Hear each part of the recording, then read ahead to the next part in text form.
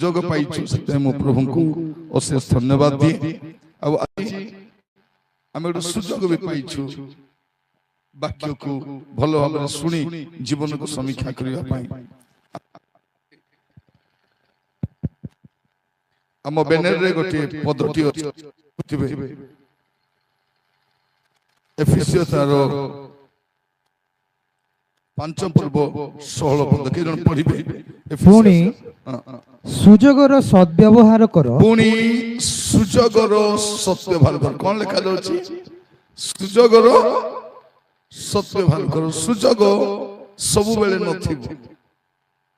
କଣ କରିବା ଅଛି? ଯେବେ ସୁଯୋଗ ମିଳିଛି ତାର ସଦ୍ବ୍ୟବହାର କରିବାର ଅଛି। କଣ ଲେଖା ଯାଉଛି? ପୁଣି ସୁଯୋଗର ସଦ୍ବ୍ୟବହାର କର, କାରଣ କାଳ ମନ୍ଦ ଅଟେ। କାରଣ କାଳ କଣ ଅଟେ? ମନ୍ଦ ଅଟେ। ଆମେ ଗୋଟେ ମନ୍ଦ କାଳରେ ବାସ କରୁଛୁ। ଆଉ ଆଗକୁ ଆଉ ଭଲ ସମୟ ବି ନଥିବ। ଆଗକୁ ଭଲ ସମୟ ନଥିବ। ହୁଏତ ଲୋକ ପାଠ ପଢିପାରେ, ଟଙ୍କା ରୋଜଗାର କରିପାରେ, ଭଲ ଘର ବନାଇ ପାରେ, ବହୁତ ଧନୀ ଲୋକ ହେଇପାରେ, କିନ୍ତୁ ଭଲ ସମୟ ନଥିବ। ମନେ ରଖିଥାନ୍ତୁ, ଆମର ଦେଶର କଥା କହୁନାହିଁ, ଆପଣ ପୃଥିବୀର କଥା ଦେଖନ୍ତୁ।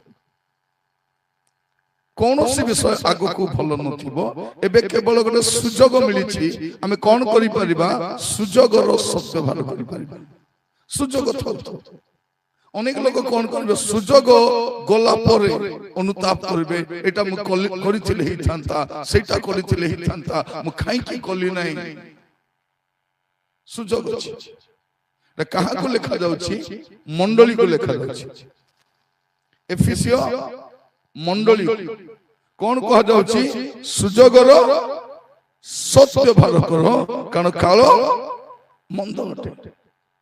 ହିନ୍ଦୀରେ ଲେଖା ଯାଉଛି ଅବସର को बहुमूल्य समझो। कौन? अवसर। तुमको जो अवसर मिली ताकू बहुमूल्य बोली भाव, क्योंकि दिन बुरे हैं। आमे जो समय बास करूछु, ए समयटा केमतिका समय? गोटे खराब समयटा, खराब समय। माने आमर देश रे आमे बरबर होछु बोले विदेश रे भल रही हो। प्रिय भाई बहनी माने आमर देश रे चाकरी नहीं, रोजगार नहीं, स्वास्थ्य सेवा भल नहीं, खाद्य भल नहीं, औषध भल नहीं। आमर देश रे आमे हैरान होछु, विदेश रे कोन पड़बे माने। अपन पृथ्वीर को स्थान को भी जीवे भल समय नहीं। मन रखितांतु आगको आउरी खराब समय आसे। तेणु कौन लिखा जाउछि? सुजोगर सद्व्यवहार करो। प्रत्येक को कहा जाउछि एबे सुजोग अछि, कौन करो? सद्व्यवहार करो, कारण काल मंद। इंग्रजी बाइबल के लिखा जाउ जानि छथि, make the best use of time. Make the best use. तुमको जो टाइम दिया जाइछि ताकू भलरे व्यवहार करो। Make the best use of time because the days are revealed. माने आगामी प्रत्येक दिन मंद दिन आका, प्रत्येक दिन आहुरी आगो को समय खराब खराब खराब लिखिछि। लोक माने आहुरी खराब होइछि। माने सानो सानो झियो मान को छाडू ना। सानो झियो 5 वर्ष 6 वर्ष झियो मान को शारीरिक निर्यातना करी मारी फिंगी दउछु। बयस रे बुढ़ी लोक मान को हैरान करछु। रास्ता रे लोक मान को पिटी पिटी मारू छंती। मारला बेले लोक मान को देखबे छोड़ाइबा को जाउ ना। कोन करछंती? वीडियो बनाउ छन, अपलोड कर। छणो को मारला बेले को छोड़ाइबा को नहीं। कोन पे? वीडियो बने अपलोड करबो के पानी रे पड़ी जाउ छी कि नहीं, ताको रक्षा करबा जाउ नांते छन, रिकॉर्डिंग करू। ना बस रे गले सुरक्षा, ना ट्रेन रे सुरक्षा, ना गां रे सुरक्षा, ना घरे सुरक्षा। ओटे असुरक्षित जगत रे में बास करू छी। आ मन रखि थांतु आगो आउरी खराब समय आसे। एबे गत दिन मान के आपण देखिबे ଭାରତରେ ବା ଓଡ଼ିଶାରେ ମଧ୍ୟ ଗୋଟେ ସ୍କୁଲକୁ ଉଦ୍ଘାଟନ କର ଗୋଟେ ଆମେ ଦେଖିଛୁ କି ଗୋଟେ ନୂଆ ସ୍କୁଲ ଏ ଦୀର୍ଘ ବର୍ଷର ଉଦ୍ଘାଟନ ହେଇନାହିଁ। କିନ୍ତୁ ଏବେ ମୁଁ ଦେଖୁଥିଲି ଯେ ମଦ ଦୋକାନୀ ମାନଙ୍କୁ ଟେଣ୍ଡର ଦେବା ପାଇଁ ସବ୍ କଲେକ୍ଟର ତହସିଲଦାର ମାନେ ଆଖିରେ କପଡା ବାନ୍ଧି କରି କଣ କାଟୁଥିଲେ? ଲଟରୀ କାଟୁଥିଲେ। ପ୍ରିୟ ଭାଇ ଭଉଣୀ ମାନେ କି ଦୁର୍ଭାଗ୍ୟର କଥା ଭାବି ଦେଖନ୍ତୁ ଯେ ଆମେ ମଦ ମୁକ୍ତି କରିବା ପାଇଁ ଯାଉଛୁ ନା ମଦ ବିକ୍ରି କରିବାକୁ ଯାଉଛୁ। ସେ ମଦ ଖାଇଲେ କିଏ ଭଲ କଥା? ମଦ ଖାଇବା ଲୋକ ତ ଗଦ ପରା ତାର ଜାତି ମୂର୍ତ୍ତି ନଥିବ, ସେ ଚିହ୍ନିବ ବି ନାହିଁ। ଗତ ଦିନ ମାନଙ୍କର ଆପଣ ଗୋଟେ ଦେଖିଥିବେ ନ୍ୟୁଜ ଆସିଥିଲା, ଗୋଟେ ପୁଅଟା ମଦ ପିଇକି ଆସିଲା। ମଦ ପିଇ ଆସିଲା, ସେ ଘରେ କେହି ନାହାନ୍ତି, କେବଳ ତାର ମା ଥିଲା। ତା ମା ସହିତ ଶାରୀରିକ ସମ୍ପର୍କ ରଖିଛି ସେ ପୁଅଟା। ମାନେ ଭାବି ଦେଖନ୍ତୁ ଆହୁରି ଆମେ କେତେ ତଳକୁ ଯିବାର ଅଛି। ଆମର ସମାଜ ଆହୁରି କେତେ ତଳକୁ ଯିବ।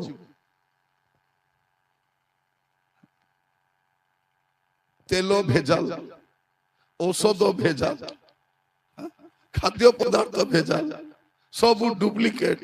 ଏ ସବୁ ଡୁପ୍ଲିକେଟ ଖାଇଲେ ମଣିଷ ଗୋଟେ ଅରିଜିନାଲ ଥିବ? ପ୍ରିୟ ଭାଇ ଭଉଣୀ ମାନେ, ଏ ଡୁପ୍ଲିକେଟ ଖାଇବା ଲୋକ କୋଉଠି ଅରିଜିନାଲ ଥିବ? ପ୍ରଭୁ ଆଜି ଆମମାନଙ୍କୁ ଅନୁଗ୍ରହ କରନ୍ତୁ ଜାଣିବା ପାଇଁ ଯେ ଆମେ ଯୋଉ ସମୟରେ ବାସ କରୁଛୁ ଏଟା ଭଲ ସମୟ ନୁହେଁ। ଆମମାନଙ୍କୁ କଣ କରାଯାଇଛି? ଗୋଟେ ସୁଯୋଗ ଦିଆଯାଇଛି।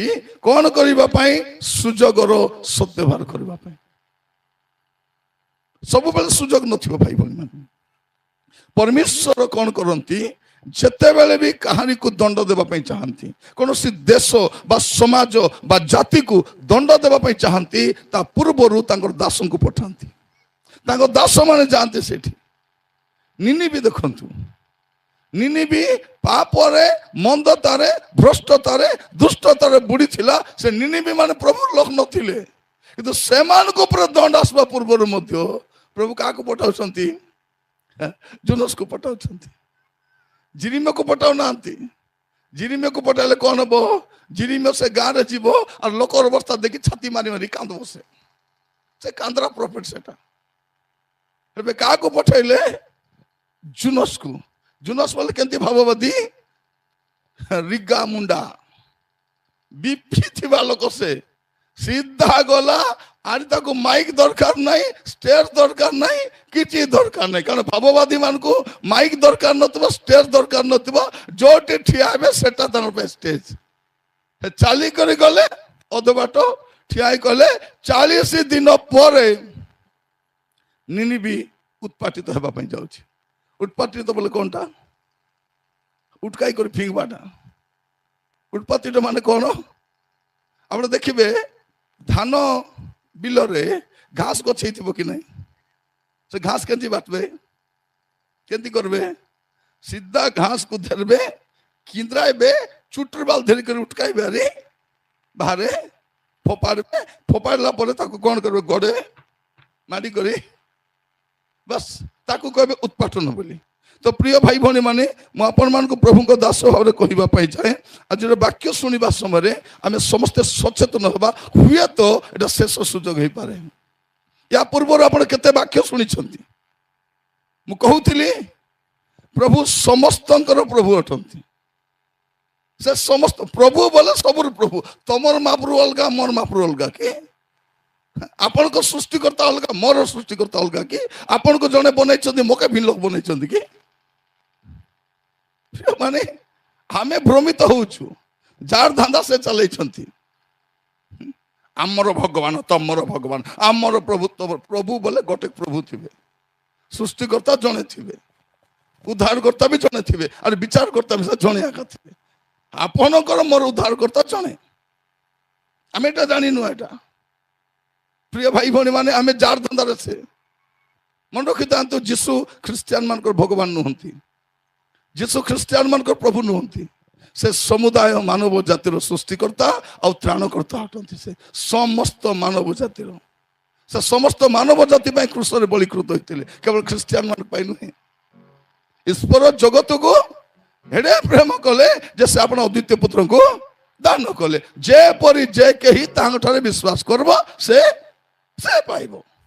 କିଛି ନାହିଁ, ଖାଲି ବିଶ୍ୱାସ କରି ରକ୍ଷା ପାଇବା କଥା। କୌଣସି ଧର୍ମ ଆପଣଙ୍କୁ ରକ୍ଷା କରିପାରିବ ନାହିଁ। ପୃଥିବୀର କୌଣସି ଧର୍ମ, ଏପରିକି ଖ୍ରୀଷ୍ଟିଆନ ଧର୍ମ ବି ଆପଣଙ୍କୁ ରକ୍ଷା କରିପାରିବ ନାହିଁ। ଯଦି ରକ୍ଷା କରିପାରିବେ କେବଳ ପ୍ରଭୁ ଯୀଶୁ ଖ୍ରୀଷ୍ଟ ରକ୍ଷା କରିପାରିବେ। ଆଉ ସେ ଖ୍ରୀଷ୍ଟିଆନ ଧର୍ମର ନୁହନ୍ତି, ସେ ସମୁଦାୟ ମାନବ ଜାତିର ସୃଷ୍ଟିକର୍ତ୍ତା ଆଉ ସେ ତ୍ରାଣକର୍ତ୍ତା ଅଟନ୍ତି। ଆଉ ଏବେ ସେ ବିଚାର କରିବା ପାଇଁ ଆସୁଛନ୍ତି।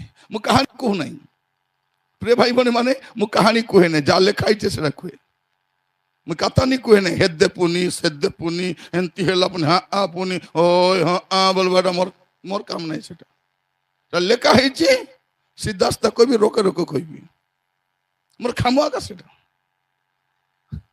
ପ୍ରିୟ ମାନେ, ଆମେ କାହାକୁ ଫୁସଲାଉନୁ, କାହାକୁ ଫୁସଲାଇ କରି ଖ୍ରୀଷ୍ଟିଆନ କରୁନୁ। ଲୋକମାନେ କଣ କହୁଛନ୍ତି, ନାଇଁ ଏମାନଙ୍କୁ ଚାଉଳ ଦେଇ ଖ୍ରୀଷ୍ଟିଆନ କରୁ। ଚାଉଳ ଦେଇ ଯଦି ଖ୍ରୀଷ୍ଟିଆନ କରତେ, ଚାଉଳ ତ ନେଲୁ, ଖାଇଲୁ, ହାଗି ଦେଲୁ, ଜିରିଗଲା, ଛିଡ଼ିଗଲା। ସତକି ସେ ମହାପ୍ରଭୁକୁ ଛାଡ଼ି ଦେତୁ କି ନାଇଁ? ନାଇଁ ଯଦି ଡାବୁ ପାଇଁ ଖ୍ରୀଷ୍ଟିଆନ ହେଇଥାନ୍ତୁ, ଡାବୁ ବି ତ ସରିଲା হবে କି ନାଇଁ? ଯଦି ପଇସା ପାଇଁ ଖ୍ରୀଷ୍ଟିଆନ ଲୋକ ହେଇଥାନ୍ତେ ବୋଲେ, ପ୍ରିୟ ଭାଇ ଭଉଣୀ, ଯେଉଁମାନେ 5,000 ଟଙ୍କା ପାଇଁ ବାଏ ବାଏ ବୁଲୁଛନ୍ତି କି ନାଇଁ, ଆଧାର କାର୍ଡ ଏ କାର୍ଡ ସେ କାର୍ଡ ଧରିକରି ଏନେ ପଲା ପଲା ମିଳିଲା କି ଭଉଣୀ, ମିଳିଲା ତମକୁ, ମିଳିଲା କିରି, ମିଳୁଛି, କେବେ ମିଳିବ, ସରକାର କେବେ କହିଲେ? ଏବେ ଦେଖ ବାର୍ଦ୍ଧକ୍ୟ ଭତ୍ତା ମିଳିବ କି ନାହିଁ? ଲୋକମାନେ ଭାବୁଛନ୍ତି କଣ, ବାର୍ଦ୍ଧକ୍ୟ ଭତ୍ତା ବୋଲେ ଏ ବୁଢା ବୁଢୀ ସର୍ଦ୍ଦାର ନେଇ ଖାଉଛନ୍ତି ବୋଲି। ନାଇଁ, ଅନେକ ବୁଢା ବୁଢୀ ମାନେ ଦେଖିବେ ଏ ବାର୍ଦ୍ଧକ୍ୟ ଭତ୍ତାର ଦୟାରେ ବଞ୍ଚୁଛନ୍ତି। ପୁଅ ଝିଅ ତ ପଚାରୁ ନାହାନ୍ତି। ବାପା ମା 5ଟା ଲେଖା ପୁଅ ଝିଅର ଯତ୍ନ ନେଲେ, କିନ୍ତୁ ଏବେ ପୁଅ ଝିଅ ପଚାରୁ ନାହାନ୍ତି। ଏ ବୁଢା ବୁଢୀ ମାନେ ସେ 5 କେଜି ଚାଉଳ, 5 କେଜି 10 କେଜି ଚାଉଳ ଆଉ ଏ ଯୋଉ ବାର୍ଦ୍ଧକ୍ୟ ଭତ୍ତା ତାର ଦୟାରେ ବଞ୍ଚୁଛନ୍ତି। ସରକାର କଣ କହୁଛନ୍ତି, ନାଇଁ ଏବେ ଦେଇ ହେବ ନାହିଁ। ତାମାନେ କଣ ଦେଖିବେ, ଅନେକ ବୁଢା ବୁଢୀ ପଟ ମରିଯିବେ ସେମାନେ। ଆପଣ ମନେ ରଖିଥାନ୍ତୁ, ପଇସା ନାହିଁ, ଆଗ ଏମାନଙ୍କୁ ପଇସା ଦିଅ, ଆଗ ବୁଢା ବୁଢୀକୁ ଦିଅ, ସେମାନଙ୍କ ଯତ୍ନ ନିଅ। ସେମାନେ କଣ ଭାବୁଛନ୍ତି, ଏ ବୁଢା ବୁଢୀ ଥିଲେ କେତେ, ନଥିଲେ କେତେ, ମରିଗଲେ ହେଇଗଲା ବୋଲିକରି। ଆମେ ସ୍କୁଲରେ ପଢିଲା ବେଳକୁ ଆମର ଗୋଟେ ପାଠ ଥିଲା, ଯେମାନେ ମୋର ସମବୟସ୍କ ପଢିଥିବେ, where there is no old man ବୋଲି ଥିଲା ଗୋଟେ। କଣଟା? where there is no old man, ମାନେ ଯୋଉ ଦେଶରେ କେହି ବୁଢା ଲୋକ ନଥିଲେ, ରାଜା କହିଲେ ଏ ବୁଢା ମାନେ ବଞ୍ଚିକରି କି ଲାଭ, ଏମାନଙ୍କୁ ମାରିଦିଅ। ସବୁ ବୁଢା ବୁଢୀକୁ ମାରିଦେଲେ। ଗୋଟେ ପୁଅ ତାର ବାପାକୁ ପ୍ରେମ କରୁଥିବାରୁ ସେ ଲୁଚାଇ କରି ରଖିଲା, ସେ ମାରିଲା ନାହିଁ। ଦେଶର ଦୁର୍ଭିକ୍ଷ ହେଲା, ଲୋକମାନେ କଷ୍ଟ ପାଉଛନ୍ତି। ଏ ପୁଅର ମୁହଁ ଶୁଖି ଯାଇଛି। ବାପା ପଚାରିଲେ କଣ ହେଲା ବାବୁ? ନାଇଁ ବାପା, ତୁମେ ତ ବାହାରେ କଣ ହଉଛି ଜାଣିନ, ଘରେ ଲୁଚିକରି ରହୁଛ, ମୁଁ ଲୁଚାଇକି ରଖିଛି, ଦେଶର ଦୁର୍ଭିକ୍ଷ ପଡିଛି। ବାପା କହିଲେ କି ଚିନ୍ତା କରନେ ବାବୁ, ଏଟା କୋଉ ସିଜନ ଚାଲିଛି ନା ବର୍ଷା ପାଖେଇ ଆସୁଛି, କଣ କରିବୁ? ରାଜା ଘରକୁ ଯୋଉ ରାସ୍ତା ଯାଇଛି, ସେ ରାସ୍ତାରେ ତୁ ହଳ କରିଦେଇଥା, ଟିକେ ହଳ କରିଦେଇଥା। କଣ ପାଇଁ ବାପା? ତୁ କରିଥା କି ନା। ରାଜା ଘରକୁ ଯୋଉ ଶସ୍ୟ ଯାଉଥିଲା, ସେ ଶଗଡ଼ରୁ ସବୁ କଣ ପଡୁଥିଲା, ସେ ଶସ୍ୟ ଗୁଡାକ ତଳେ ପଡୁଥିଲା। ଧାନ, ମାଣ୍ଡିଆ, ଗହମ, କାନ୍ଦୁଲ ସବୁ ପଡୁଥିଲା କି ନାଇଁ, ସେଟା ଗଜା ହେଲା, ସେଟା କାଟି ଆଣି ପିଲା କହିଲେ ଦେଶରେ ତୋର ଦୁର୍ଭିକ୍ଷ ଅଛି, ଏ ପିଲା କେମିତି ଭଲରେ ଚଳିଲା। ପରେ ତାକୁ ଧରି ଆଣିଲେ। ସେ ଡରି ଡରି କହିଲା, ସାର୍ ମହାରାଜ, ମୋର ବାପାକୁ ମୁଁ ଲୋଭ କଲି, ଆରେ ମୁଁ ଲୁଚାଇକି ରଖିଲି, ସେ ଆକା ମତେ ଆଇଡିଆ ଦେଲେ। ସେଦିନ ରାଜାର ଆଖି ଖୋଲିଲା ଯେ ବୁଢା ମାନଙ୍କର କେତେ ଆବଶ୍ୟକ ଅଛି, ବୁଢା ବୁଢୀ ମାନଙ୍କର। ମୋର ପ୍ରିୟ ଭାଇ ଭଉଣୀ ମାନେ, ଆମ ଡକରା ପର ସବୁ ନିର୍ବୁଦ୍ଧିଆ ନାହିଁ, ଭଲ ବୁଢା ବୁଢୀ ମିଶା ଅଛନ୍ତି, ଭଲ ବୁଢା ବୁଢୀ ବି ଅଛନ୍ତି। ଆଉ ମନେ ରଖିଥାନ୍ତୁ, ଆପଣଙ୍କ ଘରେ ଯୋଉ ବୁଢା ବୁଢୀ ମାନେ ଅଛନ୍ତି, ସେତିକି ଯାଏ ତମର ମଙ୍ଗଳ ଅଛି। ଯୋଉ ଦିନ ସେମାନେ ମରଲେ, ତମର ଦୁର୍ଗତି ଷ୍ଟାର୍ଟ। କାରଣ ବୁଢା ବୁଢୀ କିଛି ନ କଲେ ଘରେ ପ୍ରାର୍ଥନା କରୁଛନ୍ତି, ପ୍ରଭୁ ମୋର ପୁଅକୁ ଆଶୀର୍ବାଦ କର, ମୋର ନାତୁଣୀକୁ ଆଶୀର୍ବାଦ କର, ଝିଅକୁ ଆଶୀର୍ବାଦ କର, ମୋର ଜୁଆଇକୁ ଆଶୀର୍ବାଦ କର। ଆମେ ଭାବୁଛୁ ଭୋଜ ବୋଲି କରି, ନାଇଁ। ମୋର ପ୍ରିୟ ଭାଇ ଭଉଣୀ ମାନେ, ଆଗାମୀ ସମୟ ଦେଖନ୍ତୁ, ଯଦି ସେରେଲାକ୍ ଯଦି ଡୁପ୍ଲିକେଟଟା ଆସିବ ବୋଲେ ବାକି ଲୋକର କଥା କବି ଛାଡ଼ବେ। ସେରେଲାକ୍ ଡୁପ୍ଲିକେଟଟା, ଆମେ ଜୀବନ ବଞ୍ଚାଇବା ପାଇଁ ଯୋଉ ଭ୍ୟାକ୍ସିନ୍ ନେଲୁ କି ନାହିଁ, କରୋନା ଭ୍ୟାକ୍ସିନ୍, ସେଟା ପୁଣି ଡୁପ୍ଲିକେଟଟା। ଆମେ ବାୟା ବିକଲେ ବଞ୍ଚିବୁ ବୋଲି ନେଲୁ, ଏବେ ଅଧା ମରଲେ ବି ଅଧା ମରବାକୁ ରେଡି ହେଇଛୁ। ଆମେ ଯେତିକି ନେଇଛୁ କି ନାହିଁ, କେତେବେଳେ ପୁଟପାଟ ମରବୁ ଜାଣନି। ଜନସଂଖ୍ୟା ବି କଣ୍ଟ୍ରୋଲ କରିବାର ଅଛି କି ନାହିଁ? ତ ପ୍ରିୟ ଭାଇ ଭଉଣୀ ମାନେ ଆଗାମୀ ସମୟ ଆପଣ ଦେଖିବେ ପୃଥିବୀର ପରିସ୍ଥିତି ଭଲ ନଥିବ। ଏବେ ଯେ କରି ବୁଲୁଛୁ ଝେଣ୍ଡା ଧରି କରି, ସବୁକୁ ଗ୍ୟାସ୍ ଦରକାର ହେଲା। ପ୍ରିୟ ଭାଇ ଭଉଣୀ ମାନେ ସବୁକୁ ସେ ହିନ୍ଦୁ ମୁସଲମାନ ଖ୍ରୀଷ୍ଟିଆନ ସେ କୋଉ ଜାତି ସବୁକେ ଗ୍ୟାସ୍ ଦରକାର, ସବୁ ପାଇଁ ଗ୍ୟାସ୍ ରେଟ୍ ବଢିଛି। ଏବେ ତେଲ ମିଲୁ ନାହିଁ, ଏବେ କଣ କରୁଛନ୍ତି ଚାର୍ଜ କରିବା ଗାଡି ଦରକାର ପୁଣି ବ୍ୟାଟେରୀ ଗାଡି ପୁଣି କିଣିବାର ଅଛି। ଡାବୁ ତ ଘରେ ଗାଦା ଗାଦା। ପ୍ରିୟ ମାନେ ଆମର ବୁଢା କିଛି ବୋଲି କହୁଥିଲା ସୁନା ଘେନ ନାହିଁ, ସୁନା ଘେନଲା ପରା ଦିଶୁଛୁ ତ, କେବେ ଚାଉଳ ମିଳିବ ଆମେ ଜାଗି ଥାଉଛୁ, ଆମେ ସୁନା ଘେନଲା ପରା ଦିଶୁଛୁ। ମୋର ପ୍ରିୟ ଭାଇ ଭଉଣୀ ମାନେ ଆଗକୁ ଦେଖନ୍ତୁ ପରିସ୍ଥିତି ସବୁ କଣ ହେବା ପାଇଁ ଯାଉଛି। ଏବେ ସୁଯୋଗ ଅଛି, ଜୀବନ ସଜାଡ଼ନ୍ତୁ। ପୃଥିବୀ ଉପରେ ବିପତ୍ତି ଆସିବା ପୂର୍ବରୁ ପରମେଶ୍ୱର ସମସ୍ତଙ୍କୁ ସୁଯୋଗ ଦିଅନ୍ତି ଜୀବନ ସଜାଡ଼ିବା ପାଇଁ। ମୁଁ କହୁଥିଲି ଆପଣମାନଙ୍କୁ ପ୍ରିୟ ଭାଇ ଭଉଣୀ ମାନେ ଯେ ନିନିବିକୁ ବିନଷ୍ଟ କରିବା ପୂର୍ବରୁ ପ୍ରଭୁ କଣ କରୁଛନ୍ତି, ଜୋନସକୁ ପଠେଇଲେ, ଜୋନସକୁ ପଠେଇଲେ।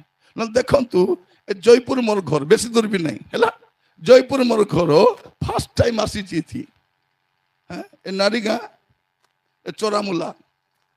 ମୁଁ ପଚାରିଲି ଚୋରାମୁଲା କୋଉ ବାଟେ, ସେ ଗୋଟେ କହିଲା ମୁଲା ଜାଣିଛି ବାବୁ, ଚୋରାମୁଲା ମୁଇଁ ଚୋରାମୁଲା ବୋଲେ ଚୋରି ଆଣିଲା ମୁଲା କି ବୋଲି ନାଇଁ ନାଇଁ ଗାଁ ନା ଚୋରାମୁଲା, ଚୋରାମୁଲା ନାରୀ ଗାଁ ଇତି ମୋର ଘର। ପ୍ରଭୁ ଏବେ ପଠାଇଛନ୍ତି କଣ ପାଇଁ, ସିଟି ଭିତର ଲୋକ ଅଛନ୍ତି ବୁଝାଇ କରି ଆସିଥା, ଅଲପ କହିଥା ସେମାନେ ସୁଯୋଗ ଅଛି, ବଦଳି ଯାଆନ୍ତୁ, ପରିବର୍ତ୍ତନ ହେଇଯାଆନ୍ତୁ, ଏଟା ପାଇଁ ପ୍ରଭୁ ପଠାଇଛନ୍ତି ମତେ। ମୋର ପ୍ରିୟ ଭାଇ ଭଉଣୀ ମାନେ ଆଗକୁ କେତେ ସୁଯୋଗ ଥିବ ଆମେ ଜାଣିନୁ। ସୁଯୋଗ କେତେବେଳେ ଯାଇଥାଏ, ଯେତେବେଳେ ଫୁଣ୍ଡା କଥାର କଣ, जब तक सांस है तब तक आस है। श्वास थिबा जाए ही आशा अच्छी। हमें कौन कर श्वास थिला बेले नहला बुरबुटी करूछु, करबा कत न करूछु, सुजोग अच्छी बुझा। ए बाबू पी नहीं रे बाबू पी नहीं, पीले कि सब, हाँ पीले सब एबे दुईटा किडनी गला कथा मानी थिले हेताबे, एबे हेताबे बोले कि सब कौन हम सुजोग थिला बेले सुधरला नहीं। एबे पुओ झियो माने बाहा हेबा पूर्वरु भाभी चिंती विवाह हेबो नहीं, मु तांको आखा विवाह हेबी, तांकर बिना बंची पारबी नहीं, पर विवाह ହେଲା ପରେ कुटकुटा माड खाइबो पछे कादले कौन हम। अनेक लोक बसी अनुताप करुछंती, देखिदेले कौन नहीं सलमान खान परा अच्छी, विवाह हेले कुटकुटा माड खाउछंती, सलमान खान रो काम किस्तारी किछि नहीं। मारबो मारबो रिसा हेले बानेन बुना बेटवारी आरे कुटकुटा से बापड़ा विवाह में सही पारी नहीं था। एबे जे डोगरा हो गला बे 60 वर्ष हेलानी विवाह नहीं था, एमन को सलमान खान दरकार। केटा भौणी मान विवाह छथि कोन से स्वामी पुड़िया खाउची गन थमना के विवाह छथि। छि छि छि छि छि जतले तब आइला सतला के मना करबा थिला, ए पुड़िया खाउ के मुई विवाह भी नहीं चलला कथा। झियो मान कोन बोल एलो तोर भाग्य भलो, सरकार चाकरी करची, सेंट्रल गवर्नमेंट 70,000 लाख दरमा पाउची, विवाह हेले रानी पारा थिबु, मधुआ को विवाह के रानी पारा थिबु नहीं, मधुआ स्त्री को रानी पारा थिबु, से मधुआ मद पी आसबो कुटकुटा माड खाई कर सोना बना ओला हिगर पाट साड़ी पिदी बांगटा बांगटा भेनी दे बुलबुल के कहला प्रार्थना करबो गोटे भलो प्रस्ताव आसले विवाह सुजोग अछि, विवाही न सुजोग अछि, बाहेला लोग की सुजोग था कि सुजोग अछि कि नहीं, आसर सुजोग नहीं। एबे आमे बंचिछु आम पाई सुजोग अछि, कौन करि परिबा, आम जीवन को सजाड़ी परिबा, आम चरित्र को सजाड़ी परिबा, आम स्वभाव को सजाड़ी परिबा। सुजोगर सद्व्यवहार करो, कारण कालो मंद अटे, मंद काल रे बास करूछु। मोर प्रिय भाई भणी माने जते बेले नौह जहाज बनाउथिले, नौह जहाज बनाउछंती, लोक मनास पचारछंती मामू किसटा बनाउछ ना रे बाबू जहाज बनाउछि, किस पे बनाउछु नहीं मामू हेदे पृथ्वी जाक पड़ी जल प्लवन हबो, पूरा पृथ्वी बुड़ी जीवो, डोगरा बाया हैला हो हो बना बना बना हाँ बना मैं जाउछु बोल पलाइले। माने सब थट्टा परिहास करछथि, एटा सेते बेले पर्यंत वृष्टि हेई नहीं, वृष्टि हेई नहीं। आपण मस्त खोलंतु देखिबे द्वितीय पितर 2 পর্ব, 2 পেতর 2 পর্ব 5 পদ।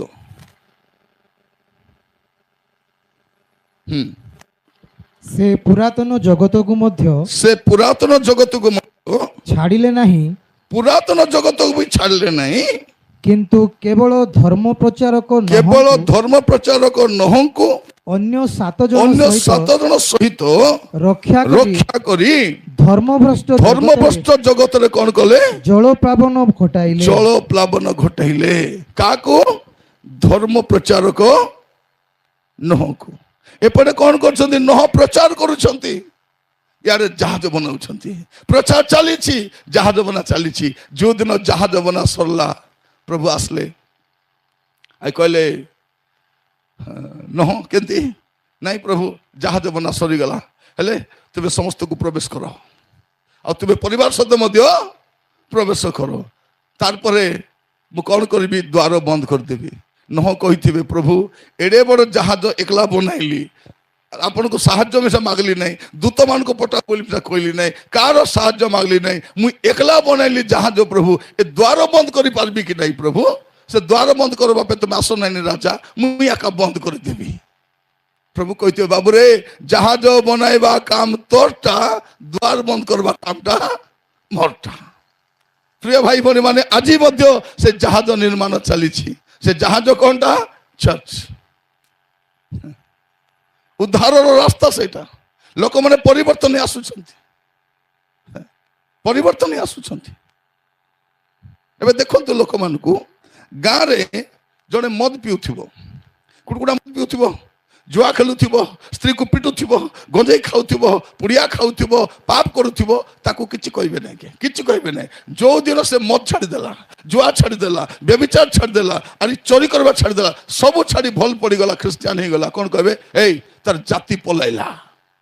ଆଗେ କି ଜାତି ଥିଲା? ମଦୁଆର, ଏ ଗନ୍ଥମନାର କି ଜାତି ଥିଲା? ଆଗ ତ ପଶୁ ଭଳିଆ ବଞ୍ଚୁଥିଲା, ମଦ ଖାଉଥିଲା, ବ୍ୟଭିଚାର ଥିଲା, ସ୍ତ୍ରୀକୁ ପିଟୁଥିଲା, ପାପରେ ଥିଲା। ଏବେ ସେ ଛାଡ଼ି କରି ଭଲ ପଡ଼ିଲା, କଣ କରୁଛନ୍ତି? ଜାତି ପଳେଇଲାକୁ ଗାଁରୁ ବାହାର କରିଦିଅ। ଆଗେ କି ଜାତି ଥିଲା? କୋଉ ଜାତି ଥିଲା ଭାଇ ଭଉଣୀ ମାନେ? ମୁଁ କାହିଁକି କହୁଛି, ଅନେକ ଲୋକ ଅଛନ୍ତି, ଆମେ ଭଲ ପଡିବାଟା ତାଙ୍କୁ ଭଲ ଲାଗୁନାହିଁ। କେଉଁମାନେ ସେମାନେ? ଲୋକମାନେ ଭଲ ପଡିବାଟା ସେମାନଙ୍କୁ ଭଲ ଲାଗୁନାହିଁ, ଭଲ ଲାଗୁନାହିଁ। ପ୍ରିୟମାନେ, ଯେତେବେଳେ ଜଣେ ଲୋକ ଖ୍ରୀଷ୍ଟିଆନ ହଉଛି, ସେ ସବୁ କୁକର୍ମ ଛାଡୁଛି, ଅସାଧୁ କାମ ଛାଡୁଛି। ଆଉ ମନେ ରଖିଥାନ୍ତୁ ଯେ ମଦ ପିଉଛି ସେ ଖ୍ରୀଷ୍ଟିଆନ ନାହିଁ। ମଦ ପିଇବା ଲୋକ ଖ୍ରୀଷ୍ଟିଆନ ନାହିଁ, ଜୁଆ ଖେଳିବା ଲୋକ ଖ୍ରୀଷ୍ଟିଆନ ନାହିଁ, ପୁଡ଼ିଆ ଖାଇବା ଲୋକ ଖ୍ରୀଷ୍ଟିଆନ କି? ଖ୍ରୀଷ୍ଟିଆନ ନାହିଁ। ଚୋରି କରିବା ଲୋକ ଖ୍ରୀଷ୍ଟିଆନ ନାହିଁ, ଖ୍ରୀଷ୍ଟିଆନ ଚୋରି କରେ ନାହିଁ, ଖ୍ରୀଷ୍ଟିଆନ ମଦ ପିଏ ନାହିଁ, ଖ୍ରୀଷ୍ଟିଆନ ବ୍ୟଭିଚାର କରେ ନାହିଁ, ଖ୍ରୀଷ୍ଟିଆନ ଅସାଧୁ କାମ କରେ ନାହିଁ। ଏବେ କଣ? ସେ ମଦ ଦୋକାନରେ ସବୁ ଯାଇ ପିଉଛୁ ତ ଖ୍ରୀଷ୍ଟିଆନ ବି କେ ଜଣା ପଡୁନାହିଁ। ଆପଣ ଚର୍ଚ୍ଚରେ କଣ କରୁଛନ୍ତି ବଡ କଥା ନାହିଁ, ଆପଣ ବାହାରେ କେମିତି ଜୀବନ କାଟୁଛନ୍ତି ବଡ କଥା। ଆମେ ହଉଛୁ ଜଗତର ଜ୍ୟୋତି, ଆମେ ହଉଛୁ ଜଗତର ଲବଣ। ଆମେ ସେମିତି ଜୀବନ ନ କାଟି କଣ? ଜଗତ ଯୁଆଡେ ଯାଉଛି ଆମେ ବି ସିଆଡେ ଯାଉଛୁ। ମୋର ପ୍ରିୟ ଭାଇ ଭଉଣୀ, ନହ କାହିଁକି ରକ୍ଷା ପାଇଲେ? ନହଙ୍କର ପରିବାର କାହିଁକି ରକ୍ଷା ପାଇଲେ? କାରଣ ଜଗତ ଯୁଆଡେ ଯାଉଛି, ନହ ସିଆଡେ ଯାଉନାହାନ୍ତି, ନହ ଆଉ ଗୋଟାରେ ଯାଉଛନ୍ତି। ଆପଣ ମାନେ କହିବା ପାଇଁ ଚାହେଁ, ଜଗତ ଯୁଆଡେ ଯାଉଛି ଯାଉ, କିନ୍ତୁ ଆପଣ ଜଗତ ପଛରେ ଯାଆନ୍ତୁ ନାହିଁ। ଏ ମଲା ମାଛ ଆଉ ଜିଅନ୍ତା ମାଛ ଭିତରେ ଫରକ କଣ? ମଲା ମାଛ କଣ କରେ? ପାଣି ସହିତ ବଳି ଯାଏ, ପାଣି ସହିତ ଭାସି ଯାଏ। ଜିଅନ୍ତା ମାଛ କଣ କରେ? ଏ ପାଣିକୁ ଚିରି କରି ହେମଲାଏ ହେମଲାଏ ଉପର ବାଟେ ଉଠି ବସେ। এটা হচ্ছে জিয়ন্তা লোকর চিহ্ন। এটা জিয়ন্তা লোক। ମୋର ପ୍ରିୟ ଭାଇ ଭଉଣୀ ମାନେ, ପ୍ରଭୁ ଆଜି ଆମମାନଙ୍କର ସୁନ୍ଦର ଅବକାଶ ଦେଇଛନ୍ତି ତାଙ୍କ ସାନ୍ନିଧ୍ୟ ମଧ୍ୟକୁ ଆସିବା ପାଇଁ, ଆମର ଜୀବନକୁ ଚିନ୍ତା କରି ଦେଖିବା ପାଇଁ। ସୁଯୋଗ କେତେବେଳେ ଯାଇଥିବ, ଶ୍ୱାସ ବାଇଥିବା ଯେ ସୁଯୋଗ, ଏ ଶ୍ୱାସ ବାଇ କେବେ ବନ୍ଦ ହବ ଜଣା କି? ଆମେ କଣ କହୁଛୁ? ଏବେ ମୁଇଁ ମରବି ନାହିଁ, ତା ମୁଇଁ ବଞ୍ଚିବି, ତା ମତେ କି ବୟସ ହେଇଛି ଯେ ମତେ କିଛି ବୟସ, ମରବା ପାଇଁ ବୟସ ଦରକାର ନାହିଁ, ପାଇଁ ବୟସ ଦରକାର ନାହିଁ, ମରିବା ପାଇଁ ବୟସ ଦରକାର କି ନାଇଁ? ମା ପେଟରେ ଥାଇ ମଧ୍ୟ ମରି ହେବ, ହବ ନା ନାଇଁ? ମା ପେଟରେ ଥାଇ ବି ମରି ହେବ। 9 ମାସ ପୁରା ହେବ, ଜନ୍ମ ହେବା ଦିନେ ମଲା ପିଲା ଜନ୍ମ ହେବ। বঞ্চলা মানে ডেলিভারি ହେବ ଭଲ ପିଲା ତାପରେ ମରବ ନାଇଁ ଡେଲିଭାରି ହେଲା ବେଲେ ଭଲ ଥିଲା ପାଚେ କେମିତି ହିଁ ମରିଗଲା କେବେ ମରବ ରେଙ୍ଗସଲା ବେଲେ ମରବ କେବେ ମରବ ହିଣ୍ଡଲା ବେଲେ ମରବ କେବେ ମରବ କଲେଜ ପଢିଲା ବେଳେ ବି ମରବ ବିବାହ ଦିନେ ବି ମରବ ଚାକରି କଲା ବେଳେ ମରବ ଯୋଉଦିନ ଘର ପ୍ରତିଷ୍ଠା ଥିବ ସେଦିନ ମିଶା ମରବା ପାଇଁ ବୟସ ନାହିଁ ଆଉ ଆମେ କାହିଁକି ଜନ୍ମ ହେଇଛୁ ଆମେ ଜନ୍ମ ହେଇଛୁ ମରିବା ପାଇଁ ସବୁ ମରିବା ପ୍ରିୟ ମାନେ ସବୁ ଜନ୍ମ ହେଇଛୁ ମରିବା ପାଇଁ କିନ୍ତୁ ମରିବା ପୂର୍ବରୁ ସୁଯୋଗ ଅଛି ଜୀବନ ସଜାଡ଼ିବା ପାଇଁ ଚରିତ୍ର ସଜାଡ଼ିବା ପାଇଁ ସ୍ୱଭାବ ସଜାଡ଼ିବା ପାଇଁ ଗତିବିଧିକୁ ସଜାଡ଼ିବା ପାଇଁ ସମସ୍ତଙ୍କୁ କହିବା ପାଇଁ ଚାହେଁ ଆମର ଆଦିବାସୀ ଲୋକମାନେ ଆମର ଲୋକ ମୁଁ ତ ଆଦିବାସୀ ନା ଆମର ଆଦିବାସୀ ଲୋକମାନେ କାହିଁକି ଭଲ ପଡୁନାହାନ୍ତି କ'ଣ ପାଇଁ ଭଲ ପଡୁନାହାନ୍ତି ମୁଁ ଦେଖୁଛି ଲୋକମାନଙ୍କୁ ଯାଇ କୁଲି କାମ କରିବେ ଦିନ ଯାକ ଖଟବେ ଆଉ ସନ୍ଧ୍ୟା ବେଳେ ଆସି 200 ଟଙ୍କା ମଦ ପିଇ ଦେଇଥିବେ ହାତ ଗୋଡ଼ ଦୁଃଖା କଷ୍ଟ ବାଧା ବୋଲି 200 ଟଙ୍କା ପିଇବ ଆଉ ଦିନ ଯାକ କାମ କଲା ପୁଡ଼ିଆ ଖାଇବ ଜଳଖିଆ ଖାଇବ ନା ଦିନ ବେଲେ ପୁଡ଼ିଆ ପକାଇ ଦେବ ପୁଡ଼ିଆ ପକାଇ କାମ କରୁଥିବ କ'ଣ ବୋଲି କହିବ ମତେ ପୁଡ଼ିଆ ପକାଇ ଦେଲେ ଜଳଖିଆ ଖାଦି ପିଦି କିଛି ଦରକାର ମତେ ପୁଡ଼ିଆ ଥିଲେ ଯଥେଷ୍ଟ ଦେଖିବେ ପୁଡ଼ିଆ ଖାଉ ମନକୁ ଦେଖିବେ ଭାଇନା ଚା ପିଇବୁ କି ଜଳଖିଆ ଟିକେ ଖା ଭାଇନା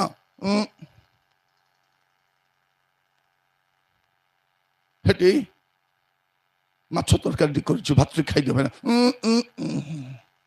ଲେମ୍ବୁ ପାଣି ପିଇବୁ କି ନା ହେଠି ମିଠା ଟିକେ ଖାଅ ଜିଲେबी ଆଣିଛୁ ଗରମ ଗରମଟା ଖାଅ ଟିକେ ବୋଲେ ଏ ଗନ୍ ଥମନାକୁ ଆକୁ ଜିଲେबी ଦରକାର ନାହିଁ ଚା ଦରକାର ନାହିଁ ଆକୁ କଫି ଦରକାର ନାହିଁ ଲେମ୍ବୁ ପାଣି ଦରକାର ନାହିଁ ବିରିୟାନୀ ଦରକାର ନାହିଁ ମାଛ ଦରକାର ନାହିଁ ଜଳଖିଆ ଦରକାର ନାହିଁ କ'ଣ ଦରକାର ପୁଡ଼ିଆ ଦରକାର ପ୍ରିୟ ଭାଇ ଭଉଣୀ ମାନେ ପୁଡ଼ିଆକୁ କ'ଣ ବୋଲି କହିବେ ଗୁଟକା ବୋଲି କହିବେ କ'ଣ ବୋଲି କହିବେ ଗୁଟକା ଗୁଟକା ବୋଲେ କ'ଣ ଗୁଟକା ମାନେ କ'ଣ ଯେମାନେ ଡ୍ରାଇଭିଂ ଜାଣିଥିବେ ସେମାନେ ଗାଡ଼ି ଯେମିତି ଗଡ଼ବ ନାହିଁ ତାର ସାମ୍ନାରେ ଗୋଟେ ନେଇକି ରଖିବେ କାଠ ଖଣ୍ଡ କି ପତର ତାର ନାଁ ହେଉଛି ଗୁଟକା କ'ଣ କହିବେ ଡ୍ରାଇଭର ମାନେ ଏଇ ଗୁଟକା ଡାଲ ଗୁଟକା ଗୁଟକା ଗୁଟକା ରଖ ଗୁଟକା ରଖ ସେ ଗୁଟକା ରଖିବ ତାର ନାଁ ଗୁଟକା ବୋଲେ କ'ଣଟା ଯୋଉ ଜୀବନ ଠିକରେ ଆଗକୁ ବଢୁଛି ତାକେ ଅଟକାଇବାଟା ହେଉଛି ଗୁଟକା ଦେଖିବେ ଗୁଟକା ଖାଉ ମନ ପାଟି ଖୋଲା କରିପାରିବେ କି ମୁଁ ଯଦି କରୁଛି କରିପାରିବେ କି ନାଇଁ ଭାତ କେମିତି ଖାଇବେ ଏଠି ପୁରାଇ ବାରି ଗେଞ୍ଜୁଥିବେ ପାଣି ପିଇ ଖାଇବେ ପ୍ରିୟ ଭାଇ ଭଉଣୀ କେବେ ବୁଝିବେ ଜଣା ନାହିଁ ମୁଁ କହୁଥିଲି ଆମର ଲୋକ କାହିଁକି ଭଲ ପଡୁନାହାନ୍ତି ଦିନକୁ 200 ଟଙ୍କାର ମଦ ଖାଇବେ 200 ଟଙ୍କାର ମଦ ବୋଲେ ଦିନକୁ 200 ହେଲା ମାସକୁ କେତେ ହେଲା 6000 ଟଙ୍କାର ମଦ ପିଇବ ପୁଡ଼ିଆ 50 ଟଙ୍କା ହେଲେ କେତେ ହେଲା ସେଟା 1500 ଟଙ୍କା ବୋଲେ 7500 ତ একলা গন থমনা খাଉଛି তার ঘর কোটি ভাল পড়ব সে কোটি ভাল পড়ব তার উপরে টকি তাকু মোবাইল লোডা দিন রাতি কথা হেবা পাই দিন রাতি কথা হব মা যদি কইব খেল বলে এটি থা বেশি হচ্ছে পবডি ডক্টরি নইলে তুই মা হিচু মা পরা থা বেশি হচ্ছে গদাক তুই দেখ কথা হেলা ডিস্টার্ব করবে না বলবো এ পুଅକୁ କହିବ କି କାପୁ ମୁଣ୍ଡାକୁ ନିଜେ ଯଦି ପଇସା ଖର୍ଚ୍ଚ କରି ବାଲ କାଟି ହେଲେ ଭଲ କରି କାଟି ହେତା ପାଗୁଆ ଡାବୁ କ'ଣ କରିବ ଏ ସାଇଡ ବା ଟିକେ ଚାଞ୍ଚି ଦେବ ତାର ମୁଣ୍ଡକୁ ଦେଖିବ ପିରିଗଦା ପରାକ ଥିବ ଆପଣ ଦେଖ ତାର ମୁଣ୍ଡ କେମିତି ଥିବ ସମ୍ମାନ ପିରିଗଦା ପରା ତ ଥିବ କାପୁ ମୁଣ୍ଡା ନହେଲେ ଆଜି କ'ଣ କରୁଛି କାନିଆର ଗୋଟେ ପିନ୍ଧି ଦେଇଥିବ ଦେଖିଛନ୍ତି କି ନାହିଁ ପିଲାମାନଙ୍କୁ କାନେ ପିନ୍ଧିଥିବେ ଆପଣ ଜାଣିଛନ୍ତି ବିଦେଶରେ କାହିଁକି ଲୋକମାନେ କାନରେ ପିନ୍ଧନ୍ତି ବିଦେଶରେ କାହିଁକି କାନରେ ପିନ୍ଧନ୍ତି ଦେଖିଛନ୍ତି କାନରେ କାହିଁକି ପିନ୍ଧନ୍ତି ସେମାନେ କହିବା ପାଇଁ ଯେ ମୁଁ ସମଲିଙ୍ଗୀ ଅଟେ ମୁଁ ପୁରୁଷ ସହିତ ବି ସମ୍ପର୍କ ରଖିପାରେ ସ୍ତ୍ରୀ ସହିତ ସମ୍ପର୍କ ରଖିପାରେ ଏଟା ଜଣାଇବା ପାଇଁ ସେ କ'ଣ ଲଗାଇଛି ଗୋଟେ ଚିହ୍ନ ଲଗାଇଛି କାନରେ କାନେ ପିନ୍ଧିଛି ସେଟା ଆମର ଭକୁଆ ମାନେ କାନେ ପିନ୍ଧି ବୁଲୁଛନ୍ତି କାନେ ତ ପିନ୍ଧିବ ମା ମନ ହେଇଛ କହିଲେ ହେବ କି ନାହିଁ କି ମୁଇଁ ଆକା କହିବାର କହିଲେ ହେବ ନା ନାହିଁ କହିବା ଏ ବାବୁ ତୁଇ ବସନ୍ତ ବେଟା ବାସନ୍ତୀ ନାହିଁ ବାସନ୍ତୀ କାନେ ପିନ୍ଧବ ବସନ୍ତ ନା ପିନ୍ଧେ ବୋଲେ ବୁଝା ଅଛି କି ନାହିଁ? ନାହିଁ, ବୁଝା ହେବ ନାହିଁ। ମୋ ପ୍ରିୟ ଭାଇ ଭଉଣୀ ମାନେ, କେବେ ବଦଳବୁ ମୁଁ ବି ଜାଣି ନାହିଁ। ଆମଠୁ ଆଗ ଗରିବ ଥିଲୁ କି ନାହିଁ? ସବୁ ଘରେ ସୁଞ୍ଚି ସୂତା ଥିଲା, ଆମେ ସବୁ ଜାଣିଛୁ। ଆମେ ଗରିବ ପରିବାର ଆସୁଛୁ, ସତ ନା ନାହିଁ? ସବୁ ଘରେ ସୁଞ୍ଚି ସୂତା ଥିଲା, ଧନୀ ଘରେ ବି ଥିଲା। ମା ମାନେ ଫାଟଲା ଶାଢ଼ୀକୁ ସିଲାଇ କରି ପିନ୍ଧିଛନ୍ତି, ବ୍ଲାଉଜକୁ, ସାୟାକୁ, ପିଲାଟିକୁ ପ୍ୟାଣ୍ଟ ସାର୍ଟକୁ ଆମେ ତ ପିନ୍ଧିଛୁ ସେଟା। ଏବେ କଣ ଦୁଇଟା ପଇସା ହେଲା, କଣ କରୁଛନ୍ତି ପିଲାମାନେ? ଭଲ ଜିନ୍ ପ୍ୟାଣ୍ଟ ଘେନି ଆନି କରି ଘରେ ବସି ବ୍ଲେଡରେ କାଟୁଛନ୍ତି। ଭଲ ଲୁଗାକୁ କିଏ କାଟବ? ଭଲ ଲୁଗାକୁ କିଏ ଚିରବ?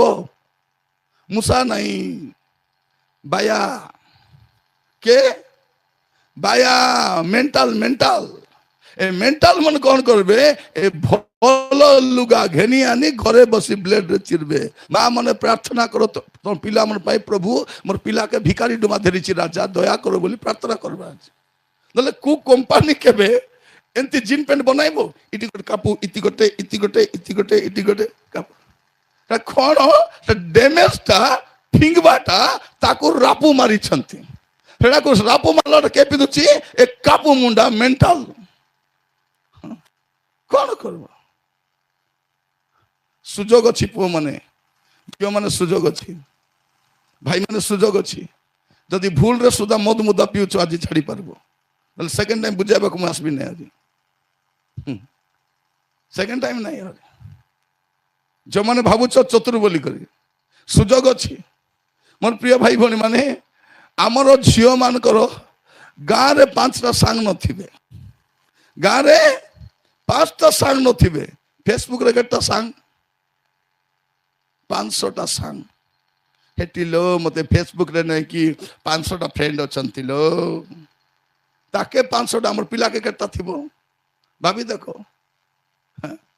ଏ ମାନେ ରାତି 10ଟା 11ଟା ମୋବାଇଲ ଧରି ବାହାରବେ। ଏଟା ମାନେ କୁ ବ୍ରିଜ ପାକେ, କୁ ବେଡା ପାକେ, କୁ ଉଡ଼କୁଡାରେ, କୁ ଆନ୍ଦାରେ, କୁ ବନ୍ଦ ତଲେ ବସିଥିବେ। ହଠାତ୍ ଯଦି କେ ଦେଖଲା ବୋଲେ ଚମକି ଯିବ। ଏମାନଙ୍କୁ ଦେଖଲା ବୋଲେ ଡୁମା ଡୁମି କିସ୍ଟା ବୋଲି କରି ଚିଲ୍ଲାଇନି କି ମିର୍ଚୁକ ବୋଲି କରି ଡର ବସେ, ସ୍ଥିତି ଧରି ବସିଥିବ। ଯୁବା ପୁଅ ଝିଅ ମନେ ରଖିଥାଅ, ଯୋଉ କୌଣସି ଫୋନ କଲ୍ ଆସୁ, ଯଦି ବାପା ମା ସାମ୍ନାରେ କଥା ହେଇ ପାରୁନ, ତା କେବେ ବି ଭଲ ଫୋନ କଲ୍ ହେଇନଥିବ, ହେଇନଥିବ। ଦେଖନ୍ତୁ, ଫୋନ ଆସିଲେ କେମିତି ଥେପେତେ, ଏନେ ଯିବି ତେନେ ଯିବି, କେନେ ଯିବି, ବାରିପଟେ ଯିବି, ଛାତରେ ଯିବି, କୁଆଡେ ଯିବି, କେନେ ଯିବି। କଣ ପାଇଁ ଏମିତି ହଉଛନ୍ତି? କଣ ପାଇଁ? କିଛି ଗୋଟେ ଗଡ଼ବଡ଼ ଥିବ କି ନାହିଁ? ଗଡ଼ବଡ଼ ଥିବ। ଆଉ ଗୁପ୍ତ ପ୍ରେମ ପ୍ରକାଶରେ କେବେ ଗ୍ରହଣୀୟ ହେବ ନାହିଁ, କିଛି ନାହିଁ।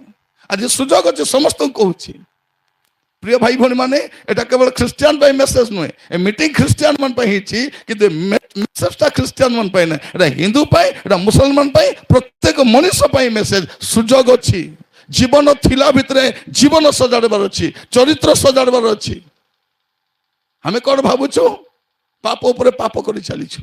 ନହଙ୍କ ସମୟରେ ଲୋକମାନେ ପାପ କରି ଚାଲିଛନ୍ତି, ନହ ପ୍ରଚାର କରୁଛନ୍ତି, ତାଙ୍କୁ ଥଟ୍ଟା କରୁଛନ୍ତି ଲୋକମାନେ। ହଁ ବର୍ଷା ପୁଣି ହେବ, ଏ ଡଗରା କହିଲେ ହେବ କି? କିଏ କହିଲା? ଆରେ କିଏ କହିଲା? ଯେ ଜଣେ ତ କହୁଛି। ବାଇବଲ କଣ କହୁଛି? ଲୋକମାନେ ଭୋଜନ ପାନ କରୁଛନ୍ତି, ବିବାହ ଚାଲିଛି, ଖାଦି ଚାଲିଛି, ପଛାଡୁ ଜଳ ପ୍ଲାବନ ଆସୁଛି, ସମସ୍ତଙ୍କୁ ବୁଡାଇ ବିନାଶ କଲା। ଶାସ୍ତ୍ର କହୁଛି, କାହାଣୀ ନୁହେଁ, ହିଷ୍ଟୋରି, ହିଷ୍ଟ୍ରି, ହିଷ୍ଟୋରିକାଲ ଏଭିଡେନ୍ସ। ନହଙ୍କ ସମୟରେ ଯୋଉ ଜଳ, ହିଷ୍ଟୋରିକାଲ ଏଭିଡେନ୍ସ। ସଦମ ହମରାରୁ ମଧ୍ୟ ଧାର୍ମିକ ଲୋଟ ବାହାରି ଯିବା ପର୍ଯ୍ୟନ୍ତ ସୁଯୋଗ ଥିଲା। ସେ ସୁଯୋଗକୁ ଲୋକମାନେ ହାତ ଛଡା କଲେ। ଯେଦିନ ସେ ବାହାରି ଗଲେ ପ୍ରିୟମାନେ, ସେଦିନ ଅଗ୍ନି ଆଉ ଗନ୍ଧକ ବୃଷ୍ଟି ହେଇଛି। ଏ ପୃଥିବୀର ପରିସ୍ଥିତି ଦେଖନ୍ତୁ। ଆମର ନିଜର ସମାଜରେ, ଆମ ନିଜ ଗାଁରେ, ନିଜ ଲୋକମାନଙ୍କ ଭିତରେ ବଞ୍ଚବାଟା କଷ୍ଟ ହେଇଯାଉଛି। ମାନେ ଭାବି ଦେଖନ୍ତୁ, ଆମେ ଭାରତୀୟ ମାନେ କେତେ ସମସ୍ୟା ଦେଇ ଗତି କରୁଛୁ। ଆମକୁ ଭାଷାକୁ ନେଇ ମାଡଗୋଳ, ଜାତିକୁ ନେଇ ମାଡଗୋଳ, ବର୍ଗକୁ ନେଇ ମାଡଗୋଳ, ସମସ୍ତେ ବିଭକ୍ତ ହେଇକରି ଅଛୁ, ବିଭକ୍ତ। ପ୍ରଭୁ ଆମମାନଙ୍କୁ ଅନୁଗ୍ରହ କରନ୍ତୁ। ଆଜି ବାକ୍ୟ ଶୁଣିଲା ବେଳକୁ ଆହୁରି ଦୁର୍ଗତି ଆସୁଛି, ଆଉ ଦୁର୍ଗତି ଆସୁଛି। ପ୍ରିୟ ଭାଇ ଭଉଣୀ ମାନେ ଆଜି ବାକ୍ୟ ଶୁଣିଲା ବେଳେ ଆମେ ଚିନ୍ତା କରିବା। ଆଜି ଆପଣ ଦେଖିଥିବେ ଦିଲ୍ଲୀରେ ଯନ୍ତର ମନ୍ତରରେ ମାନେ ହଜାର ହଜାର ସଂଖ୍ୟାର ପିଲାମାନେ ପ୍ରୋଟେଷ୍ଟ କରୁଛନ୍ତି। କୋଉ ପିଲା ଅଛି?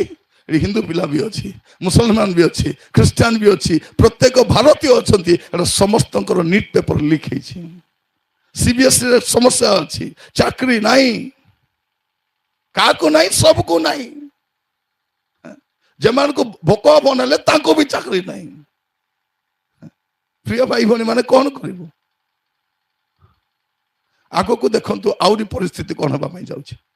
ଦେଶର ପରିସ୍ଥିତି ଭଲ ନାହିଁ, ନା ଆର୍ଥିକ ପରିସ୍ଥିତି ଭଲ, ନା ଆତ୍ମିକ ପରିସ୍ଥିତି ଭଲ। ଆତ୍ମିକ ପରିସ୍ଥିତି ବି ଭଲ ନାହିଁ। ପ୍ରିୟ ଭାଇ ଭଉଣୀ ମାନେ ଯୋଉ ବାବା ମାନଙ୍କୁ ଆମେ ଭଲ ଲୋକ ବୋଲି ଭାବୁଛୁ, ସେମାନେ ଦୁଷ୍ଟ, ଭ୍ରଷ୍ଟ, ନାନା କଳଙ୍କିତ କାମରେ ଲିପ୍ତ ଅଛନ୍ତି। ଯେମାନେ ଆମକୁ ରାସ୍ତା ଦେଖାଇବା କଥା, ସେମାନେ ପାପରେ ଲିପ୍ତ ଅଛନ୍ତି। ଆମେ ଯୋଉ ମନ୍ତ୍ରୀ ମାନଙ୍କ ଉପରେ ଭରସା କରୁଛୁ, ଏମାନେ ଭଲ ସମୟ ଆଣିବେ। ଅଧାର ନା ତ ମର୍ଡର କେସ୍, ରେପ୍ କେସ୍ ଆଉ ଦୁନିଆ କେସ୍ ଅଛି। ଭାବି ଦେଖନ୍ତୁ, ସେଠୁ ଅଧାରୁ ଅଧିକ ଯଦି ବାହାରିବେ ସିଧା ଜେଲକୁ ଯିବେ, ତିହାଡ ଜେଲକୁ ଯିବେ।